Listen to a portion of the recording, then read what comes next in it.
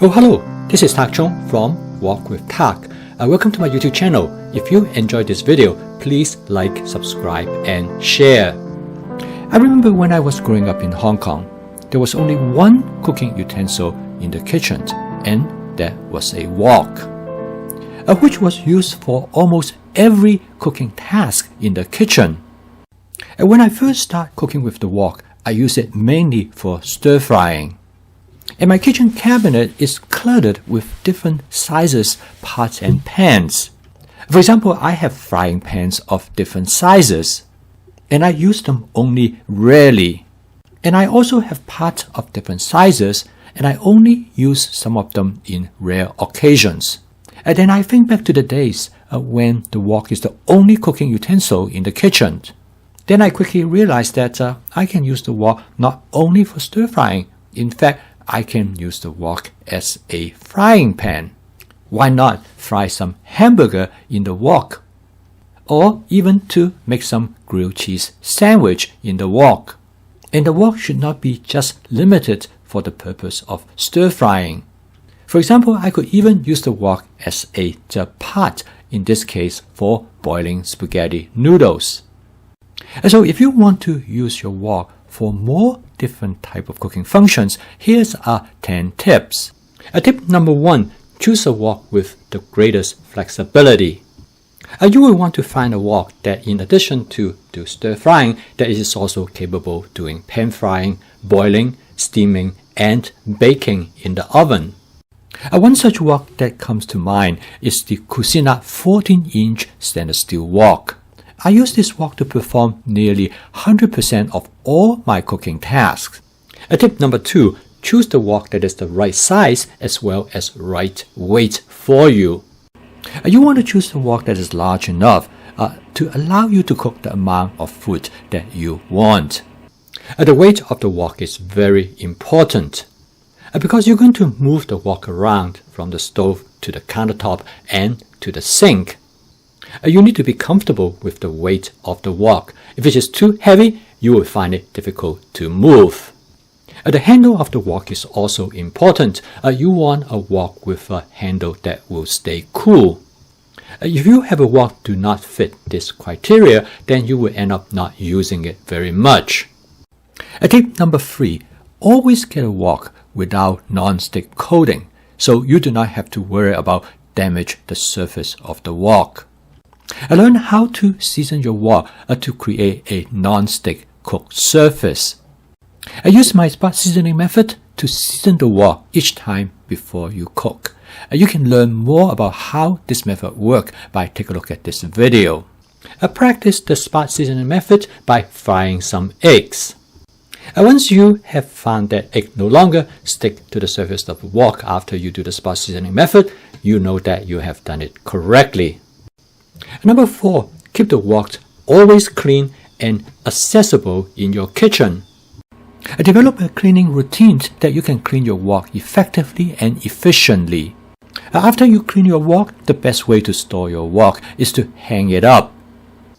This is great because it is highly visible, and anytime when I want the wok, I can just reach for it. Alternatively, you can leave the wok right on the stovetop. This will be indication this will be your first cooking choice. Number 5, make the wok the first option for any cooking task that you want to perform. In addition to stir frying, think of any other cooking task that you need to do, the wok can do. For example, I find the wok is great for boiling spaghetti pasta noodles. The wok is also great for frying hamburgers. By having the right kind of wok, it can substitute as a small frying pan. The wok is great for using in steaming. You can steam many different food ingredients in a bamboo steaming basket. Number 6, think out of the box of what you can use the wok for. For example, if you have the right kind of wok that can go into the oven, you can use the wok for baking. In this case, I demonstrate how to bake some bread in the wok. In fact, you can also use the wok to make a birthday cake. If you have a wok that comes with a stainless steel dome cover, you can use the wok as a roaster. And my friend Eugene loved to use his wok for making popcorns. Number 7, learn how to handle different type of food ingredients in the wok. The wok can cook almost any type of food ingredients that you want, ranging from meat to seafood and to vegetables. Also, the wok is great for making fried rice. It can make different type of noodles. There are almost infinite possibilities. The more you know what the wok can handle, the more likely you will use it more often. Number 8, learn the capacity of the wok, of what type of food that you can accommodate in the wok. Because of the shape of the wok has a scalability that no other cooking utensil can provide.